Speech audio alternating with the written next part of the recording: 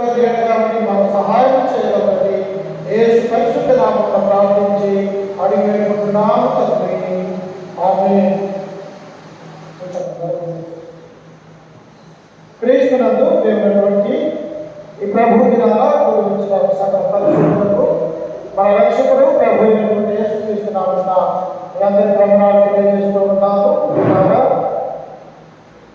ఇచ్చిన ప్రభు దినాన మనం ఏం నేర్చుకున్నామంటే ఎండిపోయిన ఎప్పుడు బ్రతకాలా అని తండ్రైనటువంటి దేవుడు ప్రవక్త అయినటువంటి యేసుతో దేవుడు సెలవించినట్టుగా ఆ అంశాన్ని మనం నేర్చుకుంటాము. నేడు పిల్లల పరిశుద్ధ గ్రంథంలోనే ప్రారంభమైనటువంటి వ్యక్తులలో ఒక వ్యక్తి ఆయన జీవితం గురించి కొత్త నిబంధనలో రాయబడి ఉన్నది, పాత నిబంధన గ్రంథంలో ఆయన గురించి రాయబడినటువంటి ఒక కుటుంబాల గురించి మనం నేర్చుకున్నాం. ఎవరు ఆయన అంటే చూడండి, బైబిల్ తీసుకొని చూడండి ఒకసారి. ఆదికాండ గ్రంథంలో 11వ అధ్యాయము చివరిలో నుంచి 12, 13, 14, 15, 16, 17, 18, 19 అంటే ఎన్నో అధ్యాయాలు ఆయన గురించి రాయబడినటువంటి విషయాల గురించి మనం నేర్చుకోబోతూ ఉన్నాం. ఎవరు ఆయన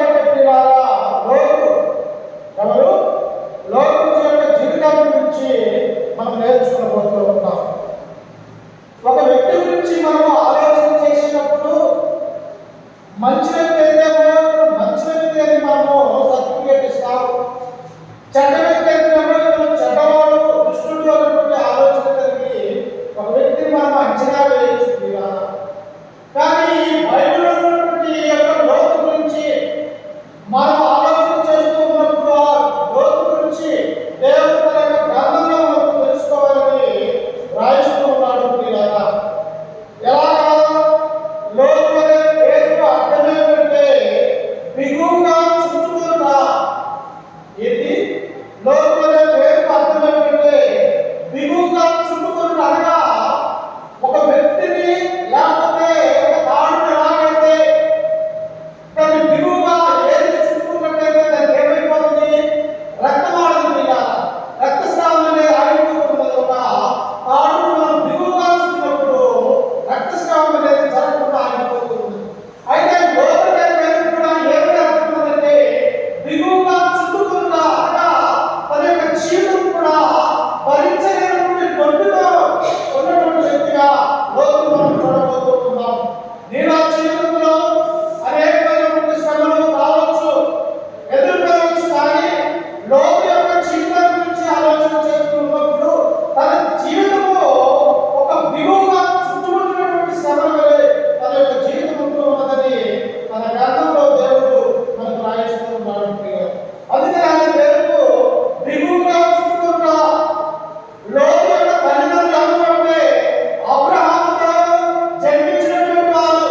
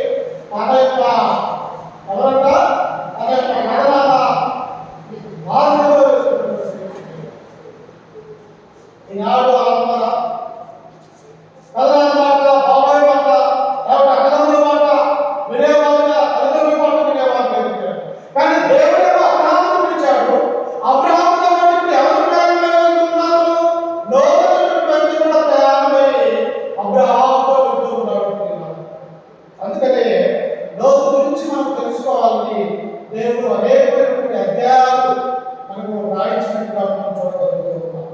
అదే ఒకసారి చూడండి, ఆయన అపోస్తలుల కార్యములు 7వ అధ్యాయం చూడండి ఒకసారి. అపోస్తలుల కార్యములు 7వ అధ్యాయం 2-4 వచనాలు చదువుతున్నాం. 2-4. ఆత్మ శ్రమను చెప్పినది ఎవరగా, సహోదరులారా, తండ్రులారా, వినుడి. మన పితరులైన అబ్రహాము, అలాగే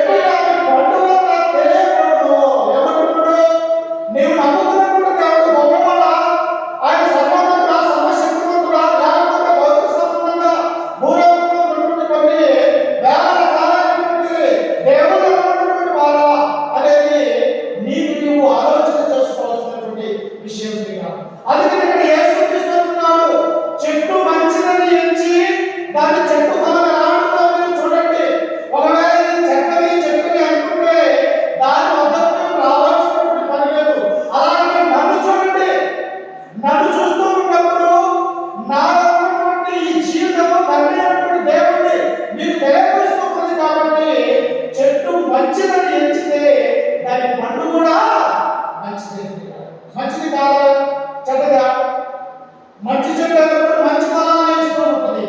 పనికి మాలినటువంటి చెట్టు అయితే అది ఎలాంటి ఫలాన్ని ఇస్తుంది? చేదు ఫలాన్ని ఇస్తూ ఉంటుంది. అలాగే నీ నా జీవితంలో దేవుడి పట్ల విధేయత, తగ్గింపు స్వభావం లేకుంటే దాని నుండి నీవు ఎంతో నేర్చుకోగలవన్నటువంటి సత్యాన్ని ఈ గ్రంథం మనకు సెలవిస్తూ ఉన్నది. అందుకనే లోతు ఏం చేశాడంటే తన పెదనాన్నైనటువంటి అబ్రహాము యొక్క మాటలకు లోబడి అబ్రహాముతో పాటు ప్రయాణమైనటువంటి వ్యక్తిగా లోతును మనం చూడగలుగుతూ ఉన్నాం. అందుకనే లోతు గురించి మనం నేర్చుకుంటూ ఉన్నాం. ఎందుకు దేవుని యొక్క విధేయత, తగ్గింపు స్వభావం కలిగినటువంటి యొక్క లోతు ఎప్పుడంటే దేవుని పట్ల భయభక్తులు కలిగి ఉన్నాడో వెంటనే దేవుడు ఏం చేశాడో తెలుసా? లోతు యొక్క కుటుంబాన్ని బహుగా దీవించాడు. బహుగా దీవించాడు.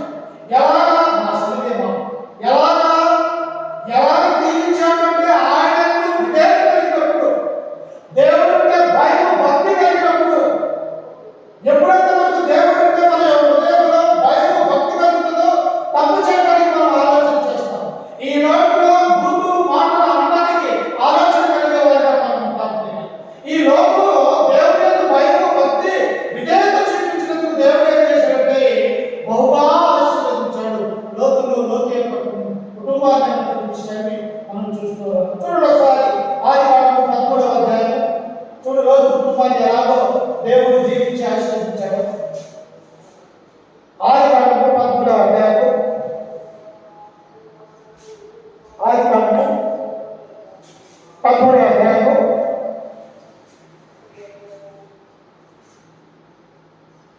మొదటి నుంచి చదువుకుందాం. అబ్రహాము తనకు కలిగిన సంవత్సరములో తన భార్యను తనతో ఉన్న లోతును వెంటబెట్టుకొని ఐగుప్తులో నుండి దక్షిణ దేశములకు. చూశారా? ఒక మంచి వ్యక్తి మరొక మంచి వ్యక్తితో స్నేహం చేస్తే మంచి అలవాట్లు వస్తాయి. ఒక చెడ్డ వ్యక్తి చెడ్డ మాటలు స్నేహం చేస్తే వారి యొక్క చెడ్డ మాటలు ఇతనికి వచ్చే అవకాశం ఉందని గ్రంథం మనకు సెలవిస్తుంది. ఇక్కడ లోతు నీతిమంతుడు, విశ్వాసము తగ్గైనటువంటి అబ్రహాముతో స్నేహం చేస్తూ అబ్రహాము యొక్క మాటలు విన్నటువంటి లోతు అబ్రహాము పట్ల ప్రయాణం వెళ్తూ ఉన్నప్పుడు వారు ఐగుప్తు దేశంలో నుంచి దక్షిణంగా ఆ ప్రాంతానికి వెళ్ళారు. అబ్రహాము వెండి బంగారంలో పశువులు కలిగి బహు ధనవంతుడై ఉండెను.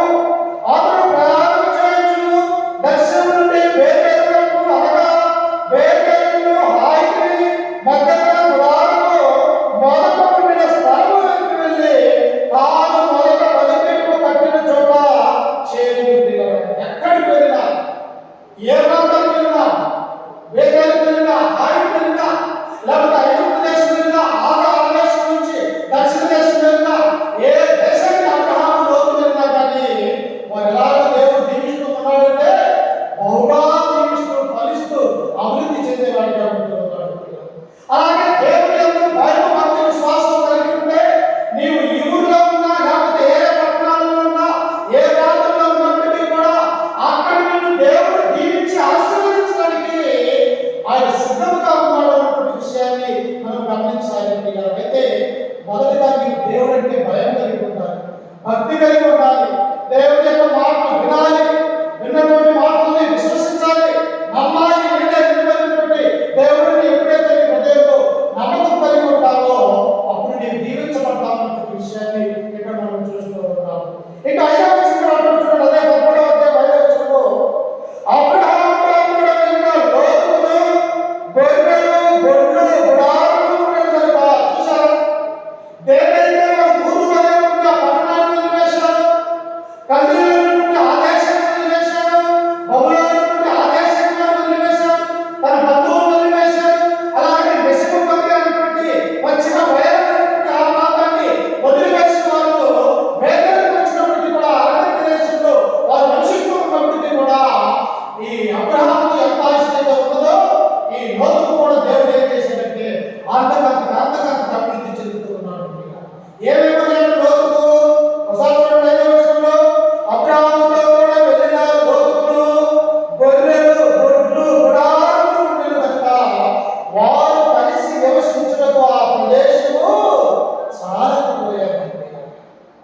నీవు అనుకుంటూ ఉంటావు దేవుడు అనుకుంటే ఏం కాదు, దేవుడి పట్ల దేవుడు అనుకుంటే మనకేమని మనం అనుకుంటాం.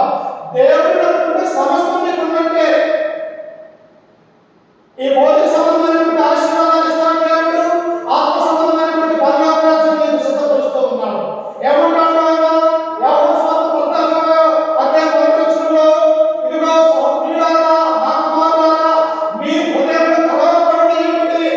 దేవుని యందు విశ్వాసం ఉంచుతున్నారు, నా యందు విశ్వాసం ఉంచుతుంది. ఇదిగో మీకు స్థలాన్ని సిద్ధపరచడానికి నేను తండ్రి వద్దకు వెళ్తూ ఉన్నాను. అంటే లోక సంబంధంగా దేవుడి యొక్క భయభక్తి విశ్వాసం కలిగితే ఎలా అభివృద్ధి చెందుతాడో లోతు కుటుంబాన్ని గురించి ఆలోచిస్తూ ఉన్నప్పుడు నీ కుటుంబం కూడా అభివృద్ధి చెందడానికి, విస్తరించడానికి దేవుడు తగిన కాలంలో నిన్ను ఆశీర్వదిస్తాడన్నటువంటి విషయాన్ని ఇక్కడ మనం చూస్తూ ఉన్నాం.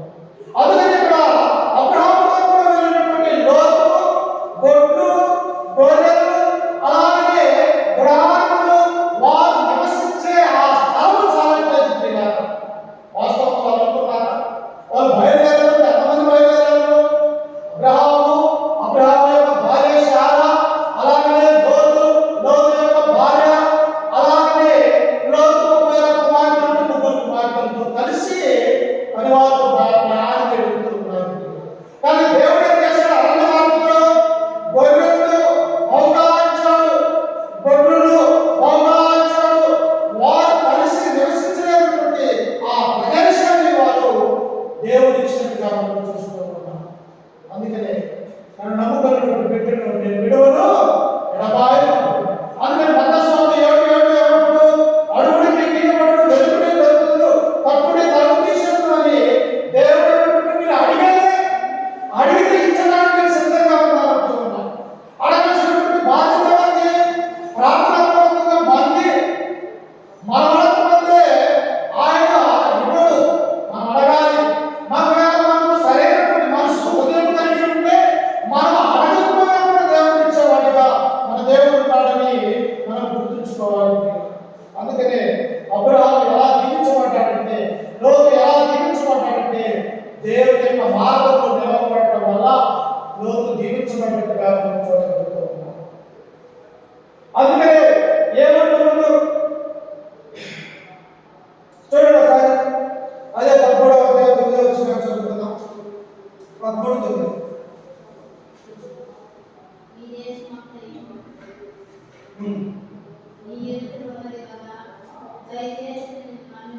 ఈ దేశమంతా నీ ఎదుట ఉన్నది కదా, దయచేసి నన్ను విడిచి వేరుగా ఉండుము. నీవు ఎడమ తట్టుకు వెళ్ళినట్లా నేను కుడి తట్టుకు, నీవు కుడి తట్టుకు వెళ్ళినట్లా నేను ఎడమ తట్టుకు వెళ్ళుమని లోతుతో చెప్పగా ఏం జరిగిందంటే, ఆస్తి పెరిగే కొద్ది బంధువులు ఎక్కువైనారు, బంధువులు పెరిగే కొద్ది గొడవలు కూడా ఎక్కువైనారు. మనకు సామెతలు, బెల్లం అక్కడ ఉంటే ఈ సేవలు అక్కడే. అలాగే ఈ నిరుడికి కూడా ఆస్తి ఐశ్వర్యం ఎక్కువైపోయినప్పుడు అబ్రహాము యొక్క తాపరులకు, లోతు యొక్క తాపరులకు గొడవలు పడ్డాయి. అప్పుడు అబ్రహాము నీతిమంతుడు కాబట్టి లోతుతో అంటున్నాడు, అయ్యా మనము బంధువులం కనుక, నీవు నా యొక్క తమ్ముడి యొక్క కుమారుడు కనుక నీకు నాకు గొడవ రావటము నాకు నచ్చలేదు కాబట్టి నీవు కుడి తట్టుకు పోతున్నామో నేను ఎడమ తట్టుకు పోతాను, నేను ఎడమ తట్టుకు పోతామో నీవు కుడి తట్టుకు పోతావు అని చెప్పేసి అబ్రహాముతో లోతుతో సంధి చేస్తూ ఉన్నాడు. ఒక మంచి విశ్వాసి, మంచి క్రైస్తవుడు ఏం చేస్తాడంటే అల్లరిని అణచివేసేవాడుగా ఉంటాడు. మంచి వ్యక్తి అయితే ఇక్కడ అబ్రహాము ఏమంటున్నాడంటే, లోతయ్య నీవు ఏ ప్రదేశానికి కోరుకో, నీవు తూర్పుకు వెళ్తే నేను పడమటికి వెళ్తా, నీవు దక్షిణ వెళ్తే నేను ఉత్తరం వెళ్తా, ఎక్కడికి వెళ్ళాలన్నా ఛాయిస్ నీదే నేను అబ్రహాము లోతుతో అన్నప్పుడు ఆ కింద విషయాలు చూడండి ఒకసారి. లోతు తన కన్నులెత్తి యెహోవా ప్రాంతమంతటిని చూచెను. యెహోవా సొదొమ పట్టణమును నాశనము చేయకున్నప్పుడు సోయరుకు వచ్చుటకు అదంతయు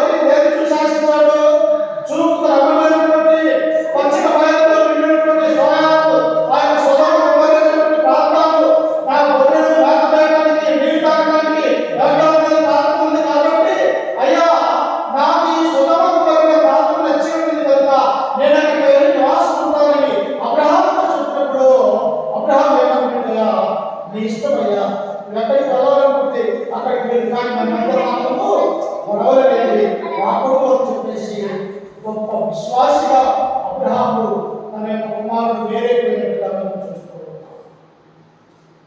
కొన్ని సమయాలలో మనం కూడా క్రైస్తవుల యొక్క సహవాసాన్ని కోల్పోతే, దేవుడి యొక్క మందిరానికి రాలేకపోతే మనం కూడా ఎక్కడికి వెళ్ళిపోతామంటే నాశనానికి మాత్రమే వెళ్ళిపోతాం. అలాగే అబ్రహామును విడిచినటువంటి ఒక లోతు, బంధు సంబంధమైనటువంటి ఆ సొదొమ గొమొర్రా, పశ్చిమ బయలు, యోర్దాను నదిని ఆశించినటువంటి ఈ లోతు తర్వాత కాలంలో అది మహా ఘోరమైనటువంటి ప్రాంతం అని మన ముందు గుర్తెరగలేదు. అందుకనే సామెతల గ్రంథంలో ఒక మాట ఉంది, ఒకరి నడత వారికి సరైనటువంటి మార్గముగా ఉండును, కానీ తొలకు అది ఏమైపోతుందంటే మరణానికి దారితీస్తుంది.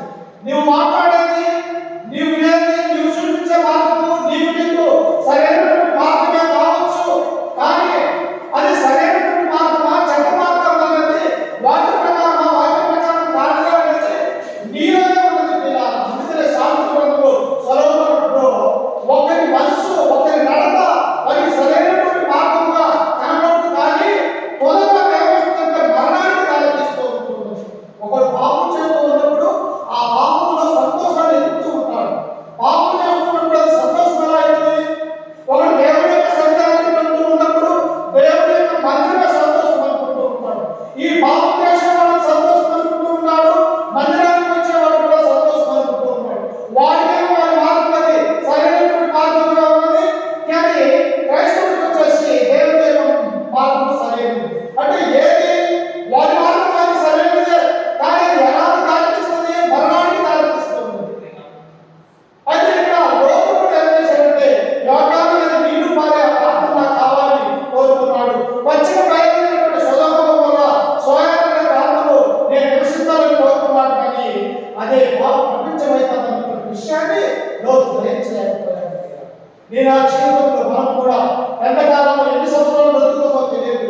ఉన్ననాడు కూడా దేవుడి యొక్క విధేయత, దేవుడి యొక్క మాట విని మనం దేవుడికి భక్తి కలిగి జీవిస్తే లోతుని ఎలాగైతే దీవించి ఆశీర్వదించాడు, మనల్ని కూడా అలాగే దీవించున్నాడు, ఆశీర్వదించబడినటువంటి విషయాన్ని మనం ఇక్కడ చూడబోతున్నాం. చూడండి, అప్పుడు 11వ వచనం, అదే 11వ వచనం. కాబట్టి లోతు తనకు కలిగిన యోర్దాను ప్రాంతమంతటిని ఏర్పరచుకొని తూర్పుగా ప్రయాణము చేసెను. అప్పుడు వారు ఒకరినొకరు విడిచి వేరైపోయింది. ఎవరైతే వేరైపోయారంట? ఎన్నో సంవత్సరాల పాటు కలిసి ఉన్నటువంటి దేవుడి యొక్క సహవాసం కలిగినటువంటి అబ్రహాము, శారా, వారితో పాటు ఉన్నటువంటి లోతు యొక్క కుటుంబము ఇప్పుడు ఏమైపోయారంటే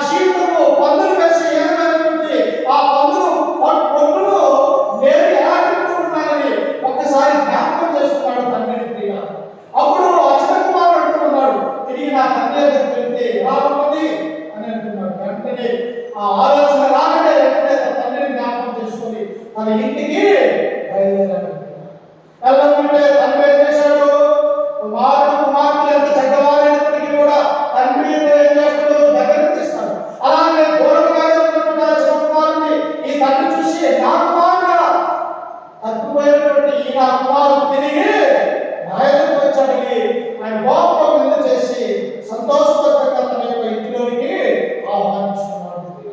ఇక్కడ కూడా విశ్వాస సంబంధమైనటువంటి అబ్రహాము యొక్క సహవాసాన్ని, దేవుడితో ఉన్నటువంటి ఈ సహవాసాన్ని చెప్పుకొని ఈ లోతు ఎక్కడికి వెళ్ళాడంటే చూపుకు మంచిదైనదిగా ఉంటుందని చెప్పేసి ఈ సొదొమ గొమొర్రా పట్టణానికి వెళ్ళాడు. కానీ అది ఎలాంటిదని దేవుడు ఉన్నటువంటి చూడండి, ఆ కింద వచనంలో 13వ వచనంలో అబ్రహాము కానానులో నివసించెను, లోతు ఆ మైదానమందున్న పట్టణ ప్రదేశంలో కాపురం నుండి సొదొమ పట్టణమున గుడారము వేసుకొనెను. ఎక్కడ వేసుకున్నాడు? తన యొక్క గుడారాన్ని సొదొమ గొమొర్రా పట్టణాలలో వేసుకున్నాడు గుడారు. ఎక్కడ ఉండాలి విశ్వాసి? ఆదివారం అంటే దేవుని యొక్క మందిరంలో ఉండాలి. స్వార్థులు కానీ, సేవకులు కానీ, క్రైస్తవులు కానీ ఉండవలసినటువంటి స్థలం ఉంటుంది, ఉండకూడనటువంటి స్థలం ఉంటుంది. పిల్లల అబ్రహాము ఎక్కడ ఉన్నాడు? పాలు తేనెలు ప్రవహించే దేవుని పిలుపున్నటువంటి దేశంలో నివాసం ఉంటే ఈ లోతు భౌతిక సంబంధమైనటువంటి వాటికి ఆశపడి సొదొమ గొమొర్రా అనేటువంటి పాప పట్టణంలో ఆయన గుడారం ఏర్పరచుకుని ఉన్నాడు. అప్పుడు చూడండి కింద వచ్చిన ఏమంటున్నాడు చూడండి, 13వ వచనంలో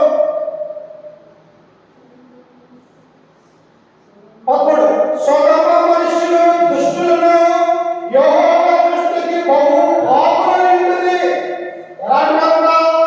లోతు ఉన్నటువంటి ఆ ప్రదేశము, ఆ నివాసము, అక్కడ ఉన్నటువంటి ప్రజలు ఎలాంటి వారంటే దుష్టులు, దుర్మార్గులు, నీచులు, భయంకరులు, వ్యభిచారులు, విగ్రహారాధకులు, తండ్రి ఉన్నటువంటి దేవుడు అంటే తెలియనటువంటి వారిగా సొదొమ గొమొర్రాలో ఉన్నటువంటి ప్రజలు ఉన్నారు. ఆయన గురించి ఇంకా ఏమన్నా ఒకసారి చూడండి. ఆదికాండము అదే గ్రంథంలో చూడండి ఒకసారి. ఆదికాండము 18వ అధ్యాయం 20 నుంచి చదువుతాం. 18:20. ఆదికాండము 18:20. మరియు యెహోవా సొదొమ గొమొర్రాలను గూర్చిన మొరపెట్టెను గనుక వాటి పాపము బాధపడేది కనుక నేను మిగిలినవి నా ఎదుట వచ్చిన ఆమర చెప్పులనే వారు సంపూర్ణంగా చేసినవి లేదో చూచెదను. చేయకుండా నేనే తెలుసుకుంటున్నాను. దేవుడు అంటున్నాడు. ఎవరు అనుకుంటున్నావు? దేవుడు ఏం చూడట్లేదు, నా ఇష్టానుసారంగా చేస్తే నన్ను ఎవరు ఏం చేయలేదని మనం అనుకుంటాం. కానీ సొదొమ గొమొర్రా ప్రజల గురించి, తండ్రి అయినటువంటి దేవుడే ఆ పట్టణాల గురించి, ఆ ప్రజల గురించి ఆయనలో ఉన్నటువంటి ఆలోచన ఏమని శ్రమిస్తూ ఉన్నాడు అంటే సొదొమ గొమొర్రాలను గూర్చిన మొర గొప్పది. ఏ మొర గొప్పదంట? ఆ పాపం అనే మొర గొప్పది. ఏ పాపం చేశారు వాళ్ళు? ఎలాంటి పాపం చేశారు అంటే వర్ష వాయనటువంటి పాపం, వ్యభిచారం, విగ్రహారాధన, ఒకడాస్తుడి, దోచుకోవడం, నరహత్యలు. ఒకనొక సమయంలో దేవదూతలు సైతం మా దగ్గరకు పంపించండి అని అడిగినటువంటి వారుగా, పెద్దవాళ్ళు మొదలుకొని చిన్నపిల్లలకు దుర్మార్గమైనటువంటి వారుగా సొదొమ గొమొర్రా పట్టణాలలో ఉన్నారు. అయితే అట్టి ప్రదేశంలో ఉన్నప్పటికీ కూడా లోతు ఏం చేశాడంటే తన విశ్వాస జీవితాన్ని కాపాడుకున్నాడు. మనం కూడా మన పక్కన ఉన్నటువంటి వారు, మన గ్రామంలో వారు, మనలో నివసించేవారు, మనం స్నేహం చేసేవారు సరైనటువంటి వారు కాకపోవచ్చు. కానీ మనం ఏం చేయాలి? మన విశ్వాసం దేవుని మీద కేంద్రీకరించి ఉండాలి. మన ఆలోచన, మన విధానం విశ్వాసంలో కొనసాగితే ఎంతటి పాపులైనా, ఎంతటి దుష్టులైనా వారి ఆలోచన ప్రకారం మనం నడుచుకోకపోతే మనల్ని దేవుడు దీవిస్తాడు, ఆశీర్వదిస్తాడు. సొదొమ గొమొర్రాలు దుష్టులు, దుర్మార్గులే. అయినప్పటికీ కూడా లోతు ఎలా ఉన్నాడు? నీతిమంతుడిగా ఉన్నాడు. ఈ లోతు గురించి దేవుడు యేసుక్రీస్తు స్వయంగా పలికాడు. ఒకసారి చూడండి మత్తయి సువార్త. లోతు గురించి స్వయంగా దేవుడు సెలవిచ్చాడు. మత్తయి సువార్త 30వ అధ్యాయం. మత్తయి సువార్త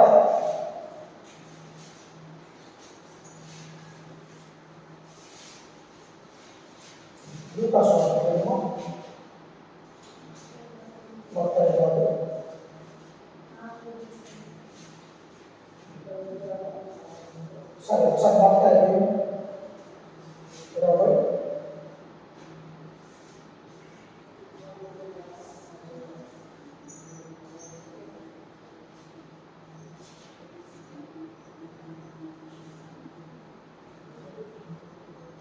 24వ అధ్యాయం మత్తయి సువార్త 24వ అధ్యాయం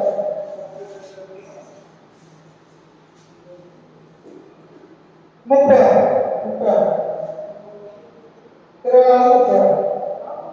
అయితే దినముల గురించి ఆ గడియల గురించి తండ్రి మాత్రమే ఎరుగును గాని ఏ మనిషి పేరు పరలోకమందున దూతలేదు కుమారుడేమో ఎరుగడు. నోవా దినము ఎలా ఉండెనో అలాగే మనిషి కుమారుని రాకడను ఎందుకన్నా గడియలలో దేవుడు రావడానికి సిద్ధంగా ఉన్నాడు. నోవా దినాలలో జనులు ఎలా ఉన్నారు? తినుచు తాగుచు పెళ్లిళ్ళు చేసుకొనుచు దేవుని యొక్క సంఘానికి రాలేకపోయినప్పుడు జలప్రలయం ద్వారా వాళ్ళందరినీ కూడా దేవుడు నశింప చేసినట్టు కారణం చూడగలుగుతాం. అలాగే చూడండి అక్కడ నలభై వచ్చింది కావున ఏ దినమున మీ ప్రభువు వచ్చునో మీకు తెలియదు కనుక మెలకువగా ఉండుడి. ఏ దినమున దొంగ వచ్చునో ఇంటి యజమానికి తెలిసిన ఎడల పక్షుగా అతను మెలకువగా ఉండుటని ఇంటికి కన్నము వేయనీయడని మీరు అనుకున్నారు కనుక మీరు అనుకుని గడియలో మనిషి కుమారుడు వచ్చు దొరికితే మీరు సిద్ధంగా ఉండండి అంటున్నాడు. ఎలా ఉంటున్నాడు? సిద్ధంగా ఉన్నాడు. దేవుడు అనుభవాన్ని దినాలలో వస్తున్నాడు. ఇక్కడ కూడా సొలొమోను గారి ప్రజలు కూడా పాపంతో దుర్మార్గంతో నిండి ఉన్నప్పుడు వారు అనుకుని గడియలోనే దేవుడు పరలోకంలో నుంచి దూతలను తీసుకొని వచ్చి ఆ సొదొమ గొమొర్రా పట్టణాల మీద అగ్ని గంధకంతో నాశనం చేసినట్టుగా సమూల నాశనం చేశాడు. ప్రియులారా, దేవుని యొక్క శాపం ఎలా ఉంటుందంటే నేటికి కూడా క్రీస్తు పూర్వం 4000 సంవత్సరాలైతే క్రీస్తు శాఖం 2023లో కూడా నేటికి కూడా ఆ సొదొమ గొమొర్రా పట్టణంలో గడ్డి మొక్క కూడా కనబడుతుంది. పరలోకం నుంచి అగ్ని గంధకం పెట్రోల్ కంటే ఎక్కువైంది. ఆ బాడీ నశించిపోయి జలమంతా కూడా మంటలలో కలిసిపోయినట్టుగా మనం చూడగలుగుతుంది. నీవు నేను ఇంకనూ పాపం చేస్తే దేవుడు అంటే భయం లేక భక్తి లేక సొదొమ గొమొర్రా ప్రజల వల్ల మనం నడుచుకున్నట్లయితే మనం కూడా దేవుడు తన రెండవ రాకడ సమయంలో అగ్ని చేత కాల్చి వేస్తాడు. కాబట్టి నీ లోకి అలాగైతే విశ్వాసం కలిగి ఉంటాడు, నీవు నేను అలాగే విశ్వాసం కలిగి ఉంటాడు. చూడండి చివరి ఒక మాట చదువులు ముగించుకుందాం. పేతురు రాసినటువంటి రెండవ పత్రిక, పేతురు చదివిస్తున్నాడు లోతు గురించి. చూడండి ఒకసారి పేతురు రాసినటువంటి రెండవ పత్రిక 2వ అధ్యాయము 6వ వచనం చదువుతారు. ఇది రాసుకోండి. 2వ అధ్యాయం 6వ వచనం. మరియు ఆయన సొదొమ గొమొర్రాను పట్టణములను భస్మము చేసి ముందుకు భక్తిహీనులైన వారికి వాటిని దృష్టాంతముగా ఉంచుటకై వాటికి నాశనం విధించి. చూసారా ఎప్పుడు జరిగినప్పుడు? అబ్రహాము కాలంలో జరిగినటువంటి సంఘటన క్రీస్తు శకం 1వ శతాబ్దంలో అపోస్తలుడైనటువంటి పేతురు ద్వారా సంఘానికి తెలియపరుస్తున్నారు. సొదొమ గొమొర్రా పట్టణములను నాశనం చేయక మునుపు ఎందుకు వాటిని మనకు తెలియపరుస్తూ ఉన్నాడు అంటే ఇదిగో భక్తిహీనులకు వారిని దృష్టాంతం అంటే వారిని చూసి మీరు బుద్ధి తెచ్చుకోండి అని అంటారు. భక్తిహీనతగా ఉంటే, దుర్మార్గులుగా ఉంటే, దుష్టులుగా ఉంటే సొదొమ గొమొర్రా పట్టణంలో ప్రజలు ఎలాగైతే నాశనం అయిపోయారో నీవు అలాగే నాశనం కాబట్టి అవి ఏం చేయాలంటే ఉపమానరీతిగా దేవుడు తన గ్రంథంలో మనకు అనుగ్రహించుకున్నాడు. ఇంకా చూడండి కింద వచనంలో దుర్మార్గుల పాప వికారయుక్తమైన మొదటి చేత బహు బాధపడిన నీటి మందులను లోతులు అర్పించినడు. అంత ఆ పరలోకం నుండి అగ్ని గంధకము కురుస్తున్నప్పటికీ కూడా తన నమ్ముకున్నటువంటి ఆ బిడ్డైనటువంటి లోతు యొక్క కుటుంబాన్ని దేవుడు ఏం చేశాడంట? కాపాడినాడు. మరి నిన్ను నన్ను మనం కూడా దేవుని యొక్క విశ్వాసం నమ్మకం ఉంటే మనం ఏ ప్రదేశంలో ఉన్నా మన పక్కన ఉన్నటువంటి వారు లేకపోతే మన ప్రాంతం వాళ్ళు దేవుని యొక్క భయం భక్తి విశ్వాసం లేకుండా నిన్ను దేవుడు కాపాడడానికి సిద్ధంగా ఉన్నాడు అనే విషయాన్ని మనం గుర్తుంచుకోవాలి. లోతు